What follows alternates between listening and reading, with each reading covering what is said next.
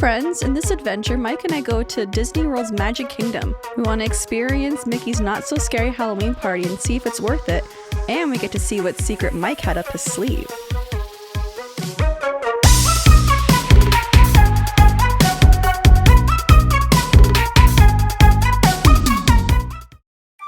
So this experience was very special to me because I have never been to Florida. Mike has been to Florida maybe like half a dozen times in his life or more, and since we started dating right from the beginning, we've talked about going to Florida. So it only took about 5 years, but we made it! And we picked the perfect time in our opinion to go because we went and experienced Mickey's not-so-scary Halloween party, and it was definitely worth it. Now there are 2 ways to get into Magic Kingdom, the monorail or the ferry, and we took the ferry. The ferry was so magical in itself because the cast members, they just know how to do it right.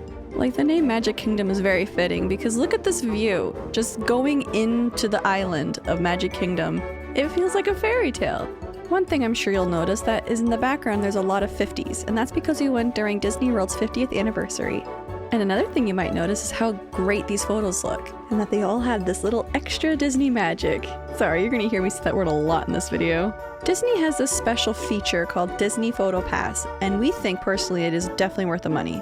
You'll see these photographers all around the park. You'll probably see a bunch of people lined up in front of them. It's as simple as having them scan your Disney Pass and it'll get instantly uploaded to your My Disney Experience app. The price may seem steep for some, but if you have a party of 2 or more, splitting the cost really helps a lot with this, especially if you're a couple and you don't want to hand your phone to a stranger.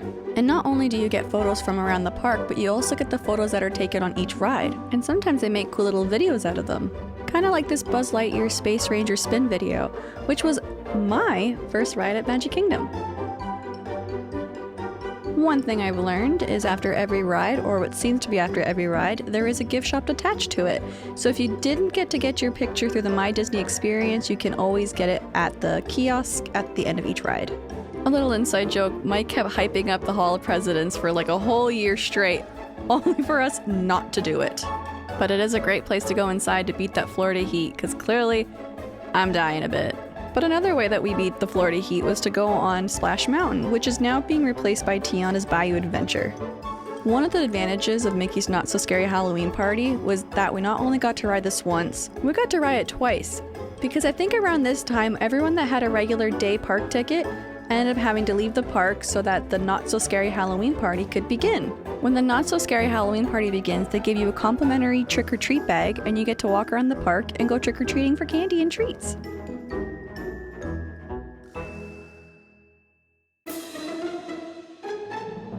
This was such a great way to kick off the Not-So-Scary Halloween Party, the Headless Horseman. When we went, there was a bit of a delay on this because of rain, but we didn't want to miss it. We especially didn't want to miss Mike's favorite Disney character, so we kept up with our My Disney Experience app and made sure we got there right on time. Seeing Max in his Powerline outfit is very rare, and you only get to see him during this event, so this was really special for Mike. He would also like me to add that we are not by any means any of those intense Disney adults. I swear! It's really hard not to feel kind of like a kid at these places. And speaking of feeling like a kid, I kind of caught his brother in La La Land here watching the parade. And I caught his dad feeling like a kid as well. Right behind us was the Plaza Ice Cream Parlor, and we got the Main Street Float for their 50th anniversary. It was a root beer float with caramel popcorn, and it was very sweet. It was very good, but we're really happy we ended up splitting it because I don't think we could have done one to ourselves. We rated a 3.5 out of 5. We decided to pop into the ice cream parlor because we wanted to have something to sip on while Max finished his little power line down Main Street, USA, so that the rest of the parade could begin. The parade featured Mickey and the gang in their Halloween costumes and a lot of the Disney villains, which was really nice to see. Mike and I didn't stick around though to watch the entirety of the parade because I looked down at My Disney Experience and I noticed how short the wait time was for Haunted Mansion, which was something Mike wanted us to ride all day.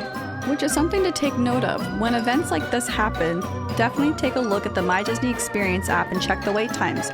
They tend to go down a lot during these events. Now, why did Mike want us to ride the Haunted Mansion so bad? I don't know, let's find out. Let's see what secret he had up his sleeve. All day.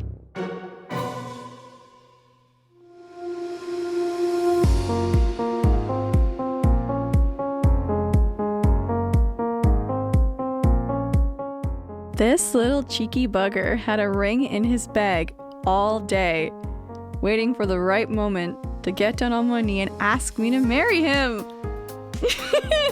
Honestly, I was just having the best time of my life being in Florida. I've never been here before, especially never been to Disney.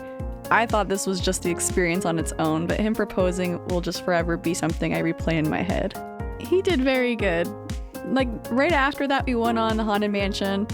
I kind of blacked out a bit, and then we met up with his family, and the fireworks went off at, like, just the perfect time. You did very good, babe. Very good. So like I mentioned before, when events are happening, the ride lines are much shorter than normal. A ride like Peter Pan's Flight, which is usually one of the longer wait times, we got to get on with around about 10 minutes of waiting. And personally, after experiencing it, it's a great ride, but I probably wouldn't wait more than 30 minutes, so it worked out perfect for us. Now for my turn to geek out. I was so excited for this. The actors that played the Sanderson sisters get a 10 out of 10. Holy crap, they looked so much like them. They got all their characteristics and quirks and personalities out perfectly. They portrayed them so well. They also do this show twice a night, so don't be afraid if you miss the first round, you can always catch it the second time.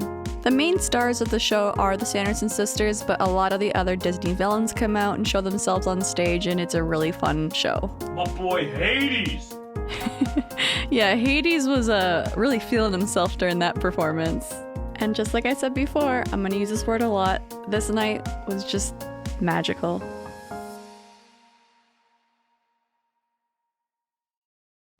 Alright, enough of the cheesy, corny lines. Let's get back down to reality and talk about the pros and cons. There are more pros than cons, but the cons do have points that you do have to take into consideration. Some of the pros going into this event are shorter lines, and exclusive Halloween parades, and exclusive Halloween castle shows like the Hocus Pocus ones with all of the Disney villains, and a dedicated very special Halloween themed fireworks show as well.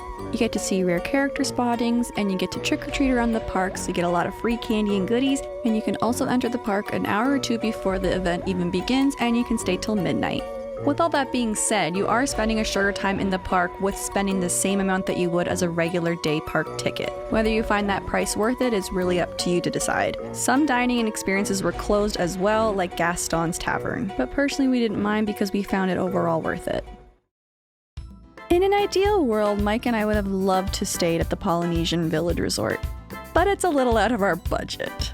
We did, however, get to snag a reservation at Ohana, which you can find in the Polynesian Resort. And we've learned that getting reservations here are quite difficult, so we were very thankful that we got to snag one when we did. Ohana is family-style dining. We went for brunch, so we got to enjoy a nice breakfast skillet along with this wonderful juice that they have called Pog Juice. It's equal parts mixed orange juice, guava juice, and passion fruit juice. And what's a brunch the day after you get engaged without getting some mimosas? And speaking of getting engaged, definitely milk any kind of special occasion while you're in Disney. If it's your birthday, tell the server. If it's your anniversary, tell the server. And if you just got engaged like us, tell that server. Disney knows how to treat you well, so you won't regret it. Ohana also is character dining. We missed the characters by one day, but the characters that you'll spot here are Lilo and Stitch, Mickey, and Pluto. We give Ohana a 5 out of 5 rating. We love that there was something for everybody, including plant-based options. Disney Springs is a great way to experience Disney without paying for any kind of pass to get into. It's free to walk around, it's a great place to go shopping and look at really neat things like the Lego store, where everything outside and inside is all made out of Lego.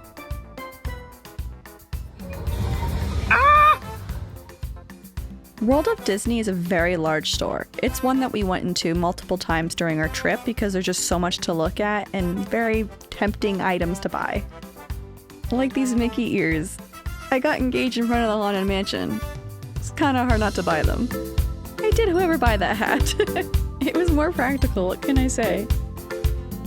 Another great thing about Disney Springs is there are so many wonderful sit-down and quick service places to eat, and it was really hard for us to decide on just one because there were so many to choose from.